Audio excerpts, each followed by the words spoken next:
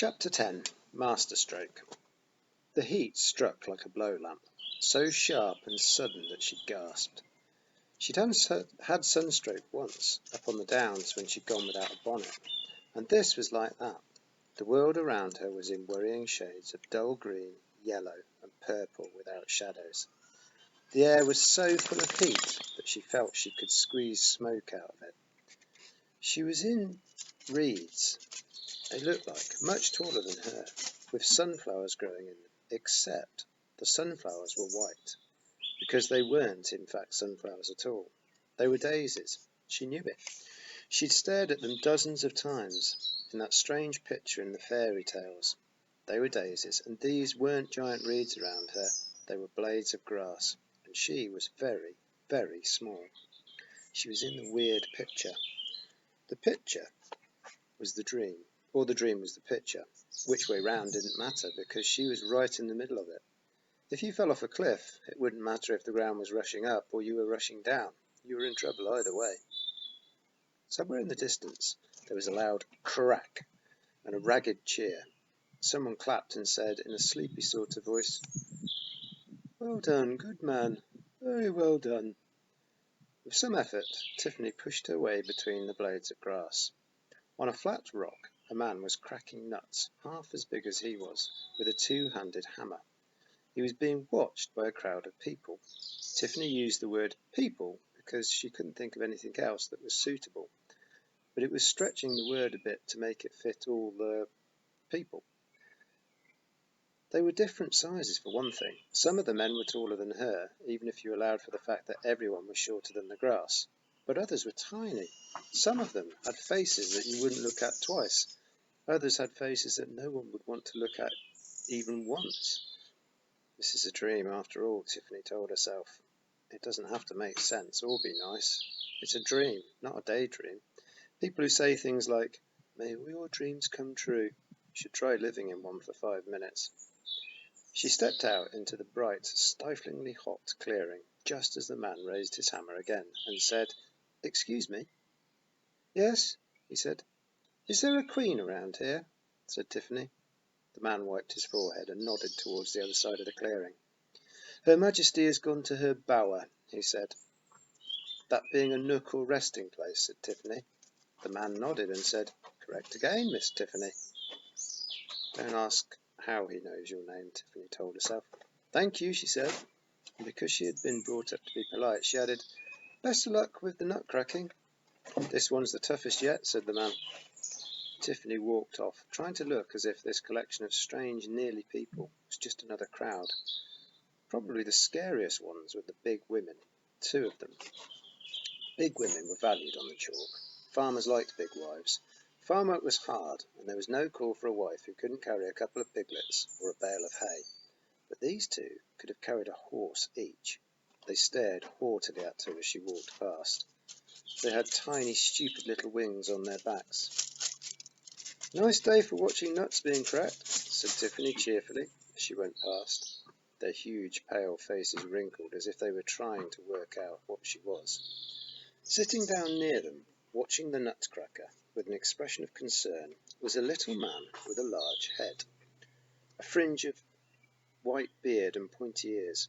He was wearing very old-fashioned clothes, and his eyes followed Tiffany as she went past. "Good morning," she said. "Schneebs," he said, and in her head appeared the words, "Get away from here." "Excuse me," she said. "Schneebs," said the man, wringing his hands, and the words appeared floating in her brain. "It's terribly dangerous." He waved a pale hand as if to brush her away. Shaking her head, Tiffany walked on. There were lords and ladies, people in fine clothes, and even a few shepherds, but some of them had a pieced-together look.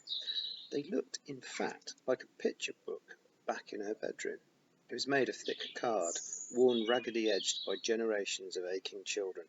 Each page showed a character, and each was cut into 4 strips that could be turned over independently. The point of the whole thing was that a bored child could turn over parts of the pages and change the way the characters were dressed.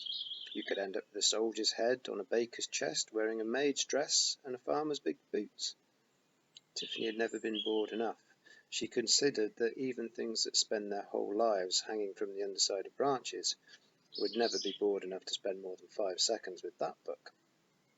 The people around her looked either as though they'd been taken from that book or dressed for a fancy dress party in the dark. One of two of them nodded to her as she passed, but didn't seem surprised to see her. She ducked under a round leaf much bigger than she was, and took out the toad again. "Oh, it's still cold," said the toad, hunching down on her hand. "Cold? The air's baking." "It's just snow," said the toad. "Put me back, I'm freezing." "Just a minute," thought Tiffany. "Do toads dream?" she said. "No." "Oh, so it's not really hot?" "No, you just think it is." "Psst," said a voice. Tiffany put the toad away and wondered if she dared to turn her head. "It's me," said the voice. Tiffany turned towards a clump of daisies twice the height of a man. "That's not a lot of help." "Are you mad?" said the daisies. "I'm looking for my brother," said Tiffany sharply. "The horrible child who screams for sweeties all the time." The daisy stems parted, and the boy Roland darted out and joined her under the leaf. "Yes," she said, edging away and feeling that only a sister has a right to call even a brother like Wentworth horrible. "And threatens to go to the toilet if he's left alone," said Roland. "Yes, where is he?" "That's your brother, the one who's permanently sticky." "I told you. And you really want him back?" "Yes." "Why?" "He's my brother," Tiffany thought. "What's why got to do with it?" "Because he's my brother. Now tell me where he is." "You sure you can get out of here?" said Roland. "Of course," Tiffany lied. "And you can take me with you?" "Yes." Well, she hoped so. "All right, I'll let you do that," said Roland, relaxing. "Oh, you'll let me, will you?" said Tiffany. "Look, I didn't know what you were, all right?" said Roland. "There's always weird things in the forest, lost people, bits of dreams that are still lying around. You have to be careful. If you really know the way, then I ought to get back before my father worries too much."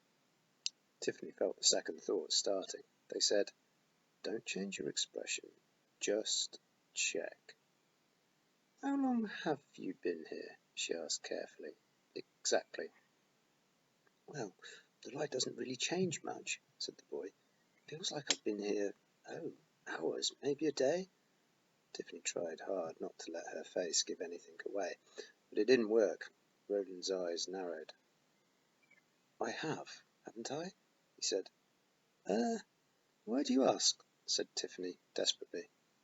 "Because in a way, it feels like longer. I've only been hungry 2 or 3 times, and been to twice, so it can't be very long. But I've done all kinds of things. It's been a busy day." His voice trailed off. You're right," said Tiffany. "Time goes slowly here. It's been a bit longer." "100 years? Don't tell me it's 100 years. Something magical has happened, and it's 100 years, yes?" "What? No, nearly a year?" The boy's reaction was surprising. This time he looked really frightened. "Oh, no, that's worse than 100 years." "How?" said Tiffany, bewildered. "If it was 100 years, I wouldn't get a thrashing when I got home." Thought Tiffany. "I don't think that's going to happen," she said aloud. "Your father has been very miserable. Besides, it's not your fault you were stolen by the Queen." She hesitated, because this time it was his expression that gave it all away. "Was it?"